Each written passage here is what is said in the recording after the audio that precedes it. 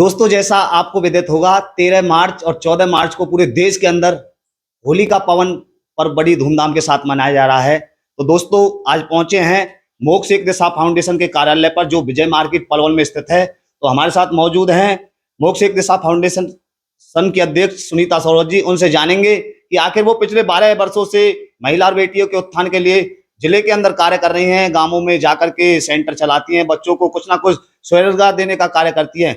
Ma'am, बहुत बहुत स्वागत है आपका। आपका भी बहुत बहुत स्वागत है सतवीर जी। क्या कहोगे, पिछले 12 वर्षों से आज महिला और बेटियों के उत्थान के लिए कार्य कर रही है, उसके लिए क्या मैसेज देना? पहले तो मैं देना चाहूंगी सभी देशवासियों को होली व धूलेरी की आपके चैनल के माध्यम से हार्दिक शुभकामनाएं। और रहा बेटियों का सवाल, और बेटियों के लिए और महिलाओं के लिए तो हमेशा मैं 12 साल से तत्पर तैयार रही हूँ।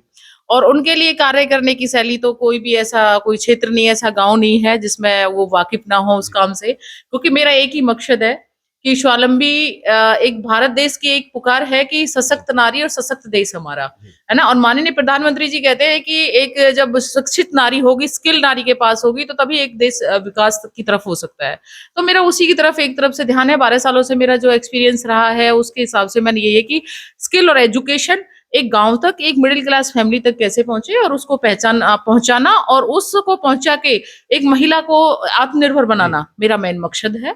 और उसमें मैं 12 सालों से तत्पर काम कर रही हूँ। मैम देखिए, बात करें 12 सालों से आप महिला और बेटियों के बीच में जा रहे हैं, किस तरीके की कमी समाज में आपको देखने के मिली, क्या कहना चाहोगे? कमियों का तो हम कहेंगे सतवीर जी, देखो ग्रामीण क्षेत्र है और पूरे भारत वर्ष की अगर बात करें तो मैं तो अपने क्षेत्र की बात करूंगी, अपने जहां मेरा जिला है वहां की बात करूंगी। तो देखो, चाहे कितना भी डेवलपमेंट आ जाए, चाहे कितना भी कहेंगे, कुछ लोग बहुत सारी चीजें बाहर सीख सीख के विकासशील देश की बात करते हैं, एक विकास क्षेत्र की बात करते हैं, लेकिन मानसिकता की अगर बात करें तो उस पर किसी ने काम नहीं किया है। आज ग्रामीण क्षेत्र में अगर देखेंगे तो एक मानसिकता बहुत देखने को मिलती है। आपके चैनल के माध्यम से बताना चाहूंगी कि हर महिला को कहना चाहूंगी कि उनकी जो एक बनी हुई है कि हमें ना तो एजुकेशन पढ़ाना है, ना हमें स्किल दिलानी है। हमें तो अपनी बेटी बस बड़ी करनी है, 14-15 साल की करनी है और उसके बाद शादी कर देनी है, वो जाने, उसका परिवार जाने। और जब बेटी उस परिवार से जब थाने तहसील तक पहुंचती है तो ये कह देते हैं कि मेरे कर्म, मेरी किस्मत खराब थी मेरी बेटी की, आज मेरे घर बैठी है।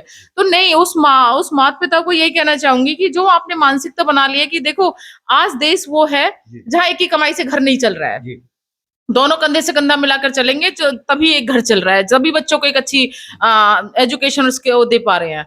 तो उन महिलाओं को मैं एक मैसेज यही कहना चाहूंगी कि बेटियों के पर ना काटें, उन बेटियों को अपने पैरों पे खड़ा करके दूसरे घर भेजें, क्योंकि उन बेटियों को दूसरे के ऊपर बोझ बना के ना भेजें। आज का जमाना ऐसा है कि अगर कुछ बेटी को नहीं आता है तो वो दूसरे के घर बोझ और खाना खाने के लिए मानी जाती है।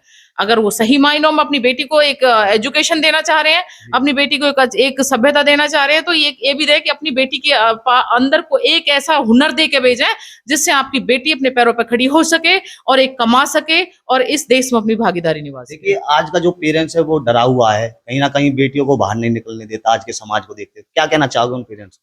उस पेरेंट्स को मैं यही कहना चाहूंगी, देखो, जब तक बेटियों को हम परी कहते हैं ना, पापा की परी, जब तक परियां हम बना के रखेंगे तो वो यही हाल रहने वाला है। और जब तक एक ईंट से ईंट बजाने वाली, और जब अपनी बेटियों को एक हमारा सनातन धर्म कहता है अपनी बेटियों को शेरनी बनाओ, नचनिया ना बनाओ, हमारा ये संस्कृति कहती है। तो बेटियों को जो उन्होंने कह दिया ना कि नहीं, पैसे इनकम कमाने का सोर्स ढूंढो सिर्फ, और अपने घर में रहो, अगर कोई लड़का देख लेगा तो तुम्हारी आबरू पे इज्जत पे बात आ जाएगी, है ना। और अगर उसके खिलाफ कोई एक्शन भी लेते तो आज वास्तव में हो भी रहा है कि पिता को अभी बिहार की तरफ एक बेटी को छेड़ने पे गोली मार दी गई, उसने FIR करी तो उसके पिता को जान से मार दिया गया। लेकिन वो जब तक ही पनपते रहेंगे जब तक आपके अंदर डर होगा।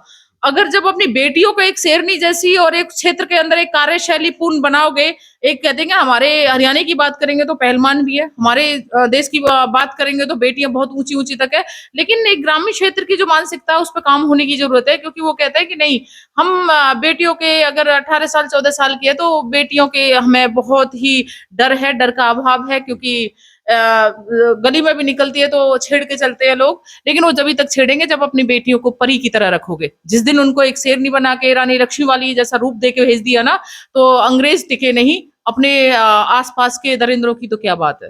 देखिए दर्शकों, आपको बता दूं, स्पष्ट तौर पर कहना है, जो पेरेंट्स डरे हुए हैं समाज को देखते हुए, तो स्पष्ट तौर पर इनका कहना है कि अपनी बेटी को शेरनी बनाने का काम करें, जैसे देवी अहिल्याबाई थी, झांसी की रानी लक्ष्मीबाई थी। तो इसी तरह के विचार अपनी बेटियों को देने का काम करें और समाज को भुलाते हुए अपनी बेटियों को अनेक कार्यों में आगे बढ़ाने का काम करें। तो मैम, होली का पर्व आज आपके ऑफिस के अंदर मनाया जा रहा है बड़ी धूमधाम के साथ, क्या कहोगे? मैं तो इतना ही कहना चाहूंगी, देखो मेरी तबीयत थोड़ी सी खराब होने के कारण अब की बार इतना पूरे, क्योंकि ड्यूटियों पे भी हैं कुछ मैडम्स, अपना सेंटर्स पढ़ाने का काम करें, हमने उनको नहीं बुलाया है।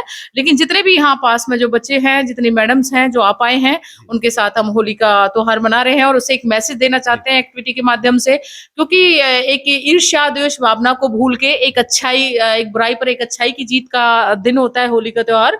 लेकिन अपनी अच्छाई को अपने क्षेत्र के अंदर, अपने गाँव के अंदर, अपने घर के अंदर उसको प्रकाशित करें और रंगों की होली ना खेल के ज्यादातर फूलों की होली खेलें। क्योंकि एक रंगों का एक केमिकल्स आ रहे हैं जो कि एक चेहरे को खराब करने का काम करते हैं और एक स्किन पे भी हमारे पे बहुत ज्यादा केमिकल्स लगने से दिक्कत आती है, इन्फेक्शंस होते हैं।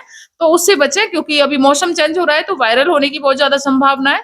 थोड़ा सा अपना प्यार से, प्रेम से, द्वेष भावना को बुलाते हुए प्रेम से होली मनाएं। मेरी ऐसी शुभकामना रही है हमेशा से कि मेरे पूरे भारतवर्ष को होली की बहुत बहुत हार्दिक शुभकामनाएं। देखिए, होली का पर्व क्यों मनाते हैं और किसकी याद में मनाया जाता है, क्या कहोगे?